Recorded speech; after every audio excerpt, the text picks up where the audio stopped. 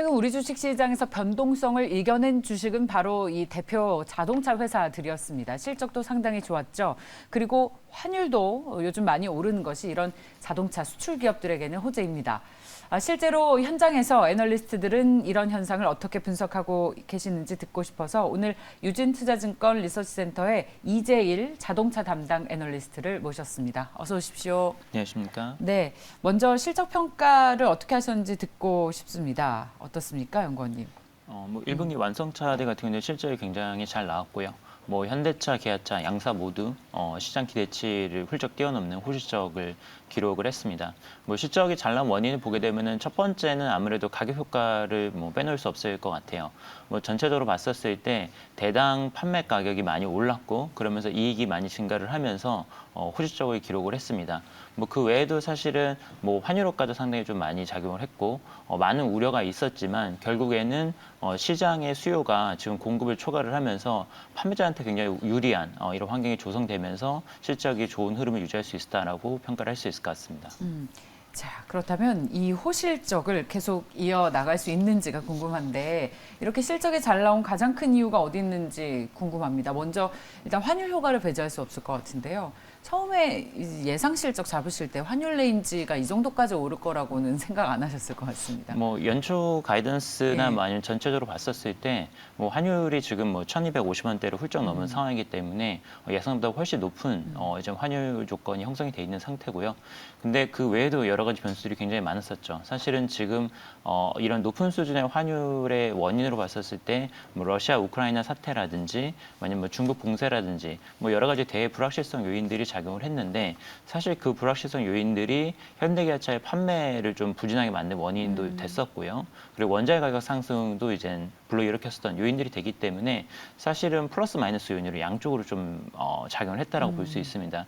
그래서 어떻게 보면 환율은 지금 외부적인 어떤 변수들 또 부정적인 변수들에 대해서 좀 버퍼 역할을 해줬던 것으로 이제 좀 판단을 하고요.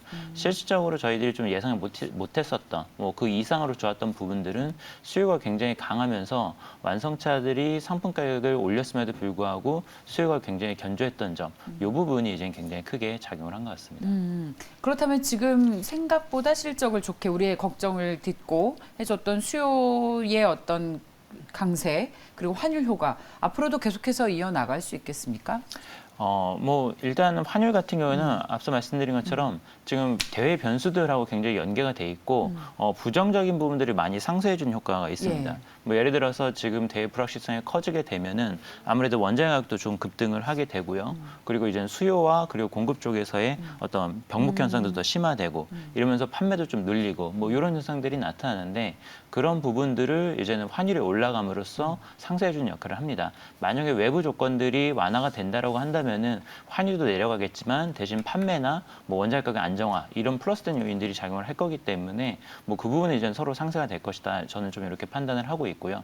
이제 궁극적으로는 수요와 공급 밸런스가 어떻게 될 것이냐 이 부분인데 지금 좀 낙관적으로 보는 부분은 워낙에 이제 대기 수요 그리고 생산 차질이 장기화되면서 눌렸던 수요들이 많이 대기를 하고 있기 때문에 이 부분이 한두 달 잠깐 동안의 어떤 생산이 정상화되면서 해결이 될 수 있는 문제는 아닌 것 같습니다. 그래서 이게 최소한 1년 이상은 생산이 정상화돼야지만 수요 공급 밸런스가 맞을 거라고 예상이 되기 때문에 단기적으로는 실적이 계속해서 좀 좋을 수밖에 없다 이렇게 판단을 합니다. 그래요. 그래서 단기적으로는 분명히 좋다라는 것에는 이견이 없는 것 같습니다. 환율 효과도 있고요. 그런데 앞서 대기 수요가 있다라는 말씀해 주셨듯이 이 반도체가 없어서 차를 못 팔았고 올해는 이 반도체 수급이 좀 풀린다고 했는데 그렇지 않은 것 같습니다. 자동차를 가장 짓눌렀던 이슈인데 반도체 수급은 어떻게 좀 언제쯤 해결이 되겠습니까?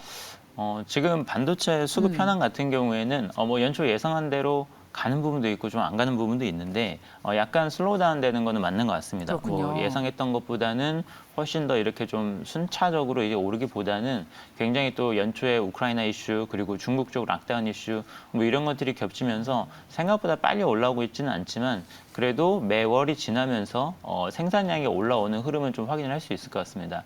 4월달 판매 같은 경우도 전년비 이제 감소세가 나타나면서 약간 실망스러운 분위기가 감지되고 있기는 하지만 3월달하고 비교했을 때에는 그래도 4월이 좀 많이 개선이 된 거는 좀 확인이 되고 있습니다. 그래서 지금 봤었을 때 1분기 대비 2분기가 조금 더 개선이 되고요. 그리고 하반기로 되면서 상반기보다 좀 많이 개선되는 흐름은 유지가 될 것으로 예상을 합니다. 근데 다만 이젠 이런 구조적인 부분들, 뭐 이제 반도체 수요 자체가 자동차 산업 내에서 전기차나 이제 전자부품 비중이 늘어나면서 수요가 늘어나는 부분들, 그리고 여전히 좀 공급이 타이트한 부분들, 이런 거는 아무래도 이제 올해 안에는 끝나지는 않을 거기 때문에 그렇군요. 구조적인 불균형을 조금 더 가야 되지 않나 이렇게 생각이 됩니다. 이 부분이 풀려야 뭔가 꽉 막혀 있는 주가도 좀 속 시원하게 뚫려줄 수 있을 텐데 지금 우리 투자자분들 20만 원 선에서 소위 오랫동안 갖고 계신 분들이 너무 많아서요. 예, 이런 부분들에 대한 고민을 해소해 줄 수 있는 뭔가 돌파구가 나와야 될 것 같습니다. 그런데 지금 우크라이나와 러시아의 전쟁 그리고 계속해서 짓누르고 있는 반도체 수급 부족에 이어서 이 뒤늦게 중국이 코로나 때문에 봉쇄가 생겨서요. 산업단에서도 이 부분에 대한 고민이 많은 것 같습니다. 자동차 산업, 현대기아차는 어떤 영향이 있습니까? 다행히 중국 쪽 영향은 그렇게 크지는 않은 걸로 지금 파악이 되고 있습니다. 뭐 2020년도 초반에는 중국 쪽 와이어링 하네스 때문에 굉장히 생산 차질이 심각했었는데 뭐 그때 이후로 좀 밸류체인도 많이 다각화를 했고요. 그리고 지금 중국에서 락다운이 본격적으로 일어나는 지역들이 뭐 상해 지역이 지금 대부분인데 현대기아차가 사실은 상해 쪽에서 그렇게 밸류체인이 넓게 펼쳐져 있지는 않거든요. 그래서 직격탄에 맞은 수준은 아니고 약간 이젠 간접적으로 피해를 보는 정도 수준에서 현재 그치고 있는 것 같습니다. 그래서 중국 상황이 뭐 지금 상해를 넘어서 다른 지역까지도 락다운이 광범위하게 퍼진다. 뭐 이러면은 조금 더 심각해질 수 있지만 현재로서는 일단 아주 간접적인 영향에 그친다라고 좀 볼 수 있을 것 같아요. 자, 그나마 다행인 네. 걸로 볼 수 있습니다. 그 제 주위에도요, 그 자산가들이 삼성전자와 함께 현대차도 굉장히 많이 가지고 계세요. 자신의 자산에 상당히 많은 비중을 차지하고 있어서 이게 우리가 볼 때야 뭐 주가가 반토막이 났지만 자산가들한테는 어마어마한 비중이기 때문에 이게 앞으로 현대차가 우리나라 자동차 회사가 지금까지 내연기관차에서 1등을 했듯이 앞으로도 트렌드를 주도할 수 있는지 보는 것이 긴 관점에서 자동차 회사의 주가를 전망하는 데도 중요할 것 같습니다. 그래서 전기차 얘기를 좀 해야 될 것 같은데 모빌리티 전기차는 잘 만들지만 네. 데이터를 기반한 모빌리티 그러니까 테슬라 같은 이 모빌리티 부분에서 명확한 방향성을 지금 제시해 줬는지에 대한 회의적인 시각이 좀 있습니다만 일단 그 예. 부분 같은 경우는 사실은 어떤 그런 소프트웨어적인 측면들, 어떤 서비스적인 측면에서 국내 업체들이 글로벌 선도 업체들을 못 따라가는 부분은 좀 인정을 해야 될 것 같아요. 왜냐하면은 뭐 대표적으로 왔었을 때 테슬라가 하고 있는 정도의 서비스를 지금 당장 현대기아차가 따라가서 그걸 할 수 있느냐라고 한다면은 현재로서는 굉장히 어렵습니다. 굉장히 어려운데 이제 테슬라라고 하는 거는 어떻게 보면 그 혁신의 첨단에 있는 회사고 좀 현대기아차는 지금 애플 대 애플로 비교하기가 어려운 입장이라고 좀 봐야 될 것 같고요. 그걸 얼마나 빨리 캐치업하느냐 지금 그게 좀 관건이라고 볼 수 있습니다.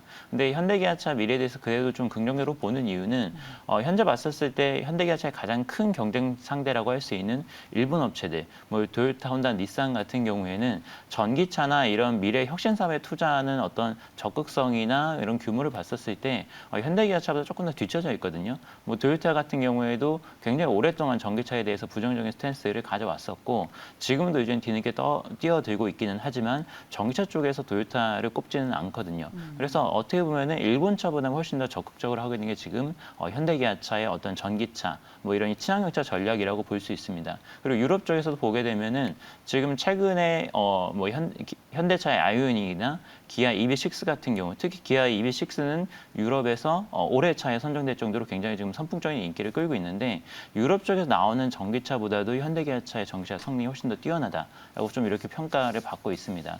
그래서 저희가 이제는 만약에 테슬라랑 좀 비교 상대를 한다면 조금 뒤처진 부분이 있지만 다른 글로벌 OEM 대비해서는 상당히 또 잘하고 있는 부분이 있다는 점을 좀 긍정적으로 봐야 될 것 같고요. 그리고 서비스적인 측면은 이제는 정말로 이제는 지금부터 잘해서 따라가야 되는 이제 선도업체를 얼마나 빨리 캐치업할 수 있는지 그 부분을 좀 지켜볼 필요가 있을 것 같습니다. 상대적인 우위는 가지고 있을지 모르겠습니다만 사실 주식시장에서 투자라는 것이 꼭 현대차나 혹은 일본의 자동차 회사 중에 하나만 고르세요가 아니기 때문에 그렇다면 상대적으로 이 우리나라 대표 자동차 회사인 현대차에 대한 투자 매력은 좀 전기차 시대에서 떨어지는 게 아닌가라는 좀 외람된 질문입니다만 그런 큰 고민이 있습니다. 아무래도 국내 투자자분들 같은 경우에는 특히 국내는 2차 전지라고 하는 예. 전기차 쪽에서 굉장히 큰 밸류 체인인데 그리고 주요 상장사들이 상장이 돼 있다 보니까 그 부분에 있어서 좀 약간 수급적인 어떤 균형 아니면 이제 경쟁 뭐 이런 부분들이 좀 존재하는 거는 사실인 것 같아요. 네. 그래서 특히 뭐 2차 전지 업체들이 굉장히 좀 세게 치고 나갈 때에는 상당히 좀 소외되는 부분이 있는데 뭐 작년하고 재작년에 봤었을 때 약간 그래도 2차 전지 업체들이 올라가는 국면에서 같이 좀 상승하는 모습들, 좀 뒤늦게 상승하는 모습을 보여줬기 때문에 수급 경쟁을 하지만 그래도 플러스 요인은 같이 있다라고 봐야 될 것 같습니다. 네, 자 오늘 말씀 여기까지 듣겠습니다. 유진투자증권 리서치센터의 자동차 담당 이재일 연구원이었습니다. 고맙습니다.